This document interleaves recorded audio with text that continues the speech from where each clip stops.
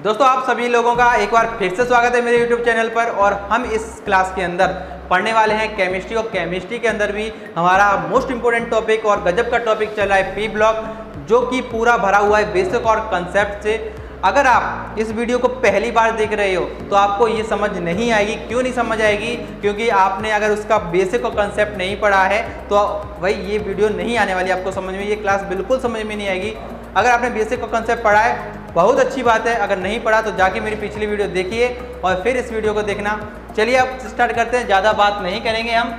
तो देखिए most important question है कि नाइट्रोजन के असामान्य गुण, यानी कि जो ग्रुप पी है उसके अंदर जो पहला मेंबर होता है किसी भी ग्रुप का, वो यानी कि अपने ग्रुप में असामान्य व्यवहार प्रदर्शित करता है। क्यों? यानी कि सबसे हटके क्यों है, ऐसा क्या कारण है, ये बताना है हमको, ठीक है ना। तो देखिए नाइट्रोजन, फॉस्फोरस, आर्सेनिक और एंटीमनी बिस्मिथ, तो आपको अच्छी तरीके से पता होना चाहिए इसके बारे में। क्या चीज़? जो नाइट्रोजन है, तो सबसे पहले नाइट्रोजन है, इसका जो आकार होता है वो कैसा होता है? सूक्ष्म आकार होता है, यानी छोटे आकार का होता है, ठीक है। अगर आकार छोटा होगा तो इसका जो प्रभावी नाभिकीय आवेश होगा वो कैसा होगा? अधिक होगा। नाभिकीय आवेश वो कैसा होगा? अधिक होगा, यानी कि उच्च होगा। इसके बाद तीसरा पॉइंट, आयनन विभव, मैंने सबसे पहले ही बता चुका हूं आयनन विभव क्या होता है, और विद्युत ऋणात्मकता। अगर ये चीज़ें नहीं पता आपको तो जा करके पिछली वीडियो देखिए। ये भी कैसी होती हैं? उच्च। देखो आकार कम होगा तो हमें पता है कि प्रभावी नाभिकीय आवेश भी कैसा होगा? उच्च। और आयनन विभव और विद्युत ऋणात्मकता भी कैसी होगी? उच्च होगी, ठीक है ना। और सबसे मोस्ट इंपोर्टेंट बात है कि क्या है कि N यानी कि जो नाइट्रोजन है उसकी कक्षा में d ऑर्बिटल नहीं पाया जाता, यानी कि d कक्षक नहीं होता, अनुपस्थित रहता है। क्यों होता है? क्योंकि इसके अंदर सिर्फ 2 ही कोष हैं। मैंने पहले ही आपको इलेक्ट्रॉनिक विन्यास में बताया था कि क्या बताया था कि पहली कक्षा में S कक्ष होता है और दूसरी कक्षा में S होता है और Pb होता है, और तीसरी में S होता है, Pb होता है और D होता है। चौथी वाली कक्षा में S भी होगा, Pb होगा, D भी होगा और F भी होगा। अब आप देख सकते हैं कि दूसरी कक्षा में हमारे पास D ऑर्बिटल नहीं है, D कक्षक नहीं है, यानी कि हमारे नाइट्रोजन में D कक्षक अनुपस्थित है। तो ये कारण है जो कि इसे औरों से अलग बनाते हैं। समझ में आया? क्या है? सूक्ष्म आकार, प्रभावी नाभिकीय आवेश उच्च होता है, आयनन विभव, विद्युत ऋणात्मकता उच्च होती है और D कक्षक अनुपस्थित होता है। अगर आपको प्रभावी नाभिकीय आवेश नहीं पता, एक बार आपको मैं फिर से रिवाइज करा देता हूँ।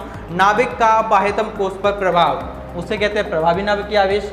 आयनन विभव, किसी परमाणु के अगर हम किसी इलेक्ट्रॉन को निकालें उसके लिए जितनी ऊर्जा देनी पड़ती है उसे आयनन विभव कहते हैं। विद्युत ऋणात्मकता क्या होती है? जब वो बॉन्ड बनाते हैं, और बॉन्ड यानी एकल सहसंयोजी बंध बनाते हैं, उनके इलेक्ट्रॉन को अपनी ओर आकर्षित करने की जो प्रवृत्ति होती है उसे हम कहते हैं विद्युत ऋणात्मकता। आगे बात समझ में? अगर नहीं आई तो जाकर पिछली वीडियो चेक कर लें। तो चलिए ये थे अपने कारण कि असामान्य गुण प्रदर्शित करते हैं, ठीक है। अब वो गुण कौन से हैं जो ये अलग अलग प्रदर्शित करते हैं? देखिए जो नाइट्रोजन है ना, अपने ही अणु के साथ सिंगल बॉन्ड नहीं बनाता। जो नाइट्रोजन है अपने अणु के, यानी नाइट्रोजन अणु के साथ सिंगल बॉन्ड नहीं बनाता। क्यों नहीं बनाता? इसका जो आकार है बहुत ही ज़्यादा छोटा है। जब ये सिंगल बॉन्ड बनाता है तो इसके जो पी कक्षक के जो इलेक्ट्रॉन हैं, ज़्यादा आकार छोटा होने के कारण एक दूसरे को प्रतिकर्षण करते हैं। इस वजह से ये सिंगल बॉन्ड टूट जाता है। इस वजह से नाइट्रोजन और नाइट्रोजन के दोनों अणु आपस में सिंगल बॉन्ड नहीं बनाते। इसी के दूसरी ओर जो हमारा फास्फोरस है, इसमें सिंगल बॉन्ड बन जाता है। क्यों बन जाता है? इसकी अपेक्षा इसका आकार थोड़ा अच्छा होता है, यानी कि बड़ा होता है। इस वजह से इसमें सिंगल बॉन्ड बनता है, और इसके अंदर जो पी कक्षक के जो इलेक्ट्रॉन है वो प्रतिकर्षण नहीं करते। आकार बड़ा होने के कारण इनके जो इलेक्ट्रॉन है दूर होते हैं, इसलिए इनके बीच में प्रतिकर्षण नहीं होता। अगर हम बात करें आर्सेनिक की, तो आर्सेनिक के बीच सिंगल बॉन्ड बनता है। एंटीमनी की बात करें तो इसमें भी सिंगल बॉन्ड बनता है, और बिस्मिथ की बात करें तो इसमें भी सिंगल बॉन्ड बनता है। लेकिन हमारे नाइट्रोजन में सिंगल बॉन्ड नहीं बनता। इसका कारण क्या है? इसका सूक्ष्म आकार। ठीक है ना?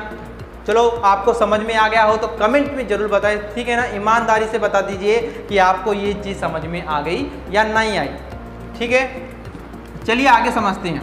अगर आपसे ये पूछा जाए कि नाइट्रोजन यानी कि N नाइट्रोजन और नाइट्रोजन का सिंगल बॉन्ड और P सिंगल बॉन्ड P, इनके बीच में इनका स्थायित्व किसका अधिक है, यानी कौन ज़्यादा मजबूती से जुड़ा हुआ है। अपन को पता है कि नाइट्रोजन का सिंगल बॉन्ड नहीं बनता, तो ये कम स्थायी है, और ये क्या है? अधिक स्थायी। ये बनता ही नहीं है।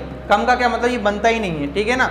अगर हम ऊपर से नीचे की तरफ आए, यानी कि फास्फोरस से लेकर के बिस्मिथ तक हम जाते हैं, तो हम क्या देखते हैं कि इनकी जो सिंगल बॉन्ड है, जो एकल बंध बन रहा है, उनका जो स्थायित्व है वो धीरे धीरे कम होता है। और कम क्यों होता है? क्योंकि इनके आकार बढ़ने के कारण इनके बीच में जो बॉन्ड बनता है वो कमज़ोर बनता है।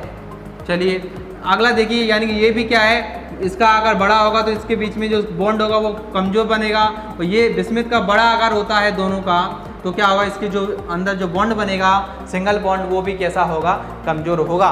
तो हमने क्या जाना? जब हम फास्फोरस से बिस्मिथ की ओर जाते हैं तो सिंगल बॉन्ड की जो प्रवृत्ति होती है, स्थायित्व होता है, वो कैसा होता जाता है? कम होता जाता है। अगर नाइट्रोजन को देखा जाए तो इसका स्थायित्व तो बिल्कुल भी नहीं होता। क्यों नहीं होता? क्योंकि इनका जो सिंगल बॉन्ड है वो बनता ही नहीं है। क्यों नहीं बनता? सूक्ष्म आकार होता है, इस वजह से। ठीक है ना? तो आप देखिए आगे समझ में, छोटा आकार है, सिंगल बॉन्ड बनाया, लेकिन इसके जो इलेक्ट्रॉन है पी कक्षक के, वो क्या करते हैं? एक दूसरे को प्रतिकर्षण करते हैं, इसलिए ये सिंगल बॉन्ड नहीं बनता। आया समझ में? चलिए आगे समझते हैं। एक और क्वेश्चन है कि जो N2 है, रुको, ये तो अभी बाद में बताता हूँ उसको। तो ये सिंगल बॉन्ड नहीं बनाता तो बनाता क्या है ना? अगर ये सिंगल बॉन्ड नहीं बनाता तो बनाता क्या है? तो बनाता ये है कि N क्या करता है? ट्रिपल बॉन्ड बनाता है। वो क्यों बनाता है? देखो, अगर ये सिंगल बॉन्ड बनाता है तो भाई जो पी कक्षक के और इलेक्ट्रॉन है नाराज हो जाते हैं, आपस में प्रतिकर्षित करते हैं, वो उस बॉन्ड को तोड़ देते हैं। तो हम क्या करते हैं? विचारों को साथ में लाते हैं कि भाई तू भी आ जा, तू भी सिंगल बॉन्ड बना ले, तो सब तीनों एक जैसे हो जाते हैं और ये सिंगल बॉन्ड बना लेते हैं, यानी कि ट्रिपल बॉन्ड बना लेते हैं नाइट्रोजन और नाइट्रोजन आपस में। ठीक है ना? आगे बात समझ में। अब देखिए यहाँ पर क्या होगा? जो भाई इलेक्ट्रॉन प्रतिकर्षण कर रहे थे वो अब नहीं करेंगे। क्यों नहीं करेंगे? उन्होंने क्या किया? बंध बनाने में भाग ले लिया। ठीक है ना? देखो यहाँ पे भी ये क्या कर रहा है? ट्रिपल बॉन्ड बना रहा है, लेकिन जो P है वो क्या करता है? अपने ही अणु के साथ सिंगल बॉन्ड बनाता है। ठीक है ना? क्या करता है? अपने ही अणु के साथ सिंगल बॉन्ड बनाता है, इस प्रकार से सिंगल बॉन्ड बना तो P भी 3 रहा है, लेकिन वो अपने अणुओं के साथ क्या है? एक एक अणु के साथ सिंगल बॉन्ड बना रहा है। बना तो सबके 3 रहा है। देखो इसके भी 3 है, 1 2 3, इसके भी 3 है, 1 2 3, इसके भी 3 है, 1 2 3, इसके भी 3 है, लेकिन वो अपने अलग अलग अणुओं के साथ यानी सिंगल बॉन्ड के साथ ट्रिपल बॉन्ड दर्शाता है। और यहाँ पर देखिए नाइट्रोजन और नाइट्रोजन दोनों ही अणु आपस में ही क्या कर रहे हैं? ट्रिपल बॉन्ड बना रहे हैं। तो इस बात को समझिए कि जो नाइट्रोजन है वो श्रृंखलन नहीं होता, यानी कि श्रृंखला में नहीं पाया जाता। ठीक है ना? क्यों नहीं पाया जाता? क्योंकि ये सिंगल बॉन्ड नहीं बनाते। और इसमें देखिए ये क्या होता है? श्रृंखलन बनाता है, यानी ये सभी तत्व क्या करते हैं? एक श्रृंखलन बनाते हैं। तो आपको समझ में आ गया होगा अच्छी तरीके से। चलिए आगे एक और बात समझते हैं कि वो क्या है। तो आपको ये सारी चीज़ समझ में आ गई होगी। तो देखिए एक और क्वेश्चन बनता है। क्वेश्चन क्या है कि N2 और P4 में जो बंध बने हैं, यानी कि इसके अंदर नाइट्रोजन के अंदर या N2 के अंदर जो बंध बन रहे हैं और P के अंदर जो बंध बन रहे हैं, ये बताइए कि इनमें अधिक स्थायी कौन है? इसमें तो हमें पता है स्थायी कौन है, ये वाला। इसके अंदर कौन है सबसे अधिक स्थायी? तो इसमें सबसे स्थायी है N2। वो क्यों है? क्योंकि N अपने अणु के साथ ट्रिपल बॉन्ड बनाता है और जो P है अपने ही अणु के साथ सिंगल बॉन्ड करके बनाता है। ठीक है ना? बना तो ये भी 3 रहा है, लेकिन ये अपने अणुओं के साथ, देखो ये P है, ये P, इसके साथ क्या है? सिंगल बॉन्ड है। इस वाले P के साथ सिंगल बॉन्ड है, इस के पास सिंगल बॉन्ड है। लेकिन देखो यहाँ पे नाइट्रोजन, यहाँ पे नाइट्रोजन, ये क्या कर रहा है, ट्रिपल बॉन्ड बना रहा है, तो इसे तोड़ना मुश्किल होगा इसके कंपेयर में, और इसका जो सिंगल बॉन्ड है वो आसानी से टूट जाएगा। ठीक है, तो सबसे अधिक स्थायी कौन होता है, अगर आपको N2 और P4 में से पूछा जाए तो अधिक स्थायी होता है N2। अगर N बॉन्ड N यानी कि N सिंगल बॉन्ड N और P सिंगल बॉन्ड P, इसमें अगर पूछा जाए कि अधिक स्थायी कौन होता है तो आपको बताना है ये वाला। ठीक है ना, इसके अंदर ये क्यों नहीं होता, इसका आकार छोटा होता है, सिंगल बॉन्ड बनाते हैं तो इसके भाई दोस्त जो भाई बहन होते हैं इलेक्ट्रॉन आपस में प्रतिकर्षण करने लगते हैं, ये इस सिंगल बॉन्ड को तोड़ देते हैं, इसलिए ये क्या करते हैं, सिंगल बॉन्ड नहीं बनाते और P अपना बनाता है। तो सबसे स्थायी तो सिंगल बॉन्ड का किसका होगा, इसका। और अगर इसमें पूछा जाए कि N2 और P4 में अधिक स्थायी कौन होगा तो कौन होगा, N2। आगे होगा आपको समझ में। चलिए आगे समझते हैं। देखो यहाँ जो समझा रहा हूँ ना वो बहुत इंपॉर्टेंट बात है, ठीक है ना, तो आपको अच्छी तरीके से सारी चीज़ें समझनी होगी।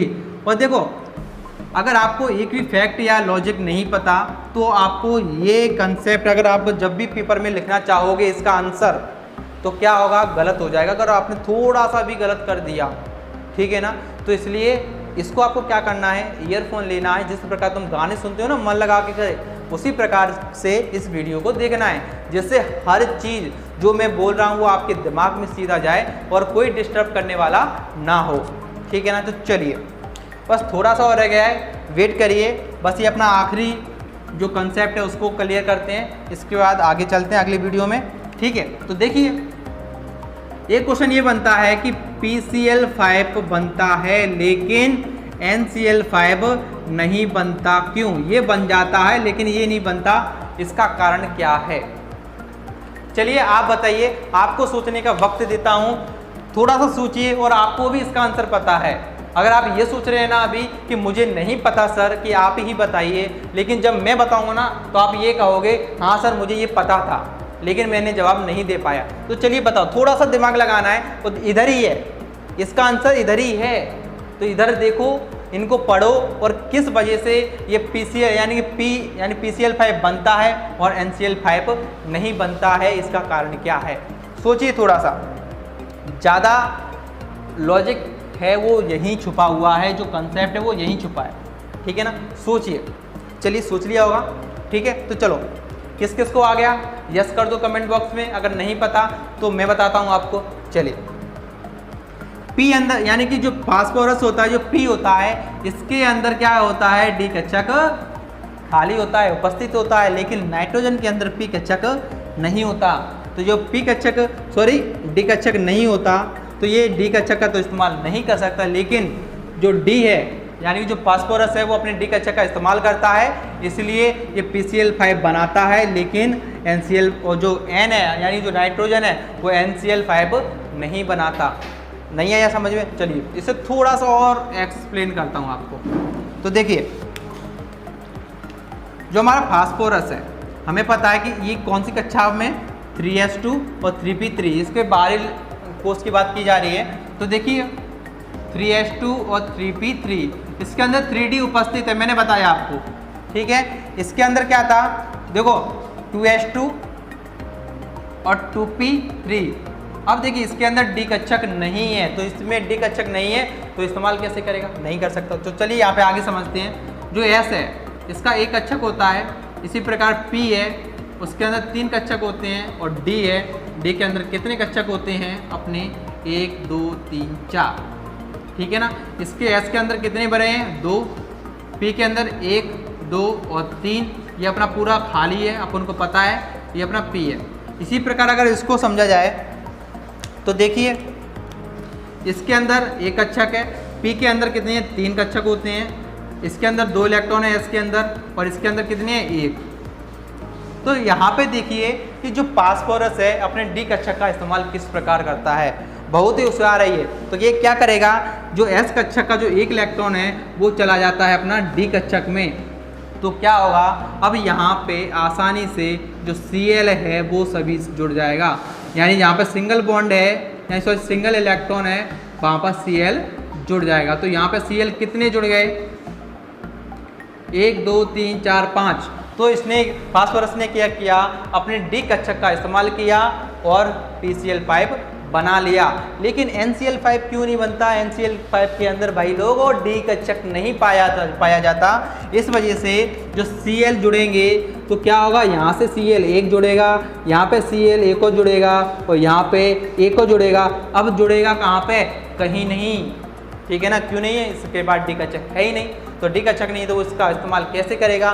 तो इसलिए हम कह सकते हैं कि PCl5 बनता है, NCl5 नहीं बनता। चलिए अपना ये वीडियो यानी कि ये क्लास होती है यहीं पे ख़त्म। और एक और बात, मैं छोटी छोटी वीडियो इस वजह से बना रहा हूँ कि अगर आप थोड़ा समझे, भले ही थोड़ा समझे लेकिन अच्छे से समझे, ठीक है। कम खाएं अच्छा खाएं, ठीक है ना, यही बात है। और अगर आपने पिछली वीडियो नहीं देखी है, मैं आपसे रिक्वेस्ट कर रहा हूँ पिछली वीडियो जा करके देखिए। अगर आप 12th क्लास के स्टूडेंट हो तो, अगर आप 11th में हो, अगर आप 11th क्लास का सिलेबस करना चाहते हो तो कमेंट बॉक्स में ज़रूर बताएं कि सर हमें भी 11th क्लास का कोर्स स्टार्ट करना है, तो मैं उसके ऊपर अलग से लेक्चर ज़रूर लाऊंगा, ठीक है ना। अगर आपने अभी तक चैनल को सब्सक्राइब नहीं किया तो चैनल को सब्सक्राइब जरूर कर लें और दोस्तों को इस वीडियो को शेयर करें। तो चलते हैं, अगले वीडियो में मिलेंगे। चलो बाय बाय, टाटा एंड सी यू।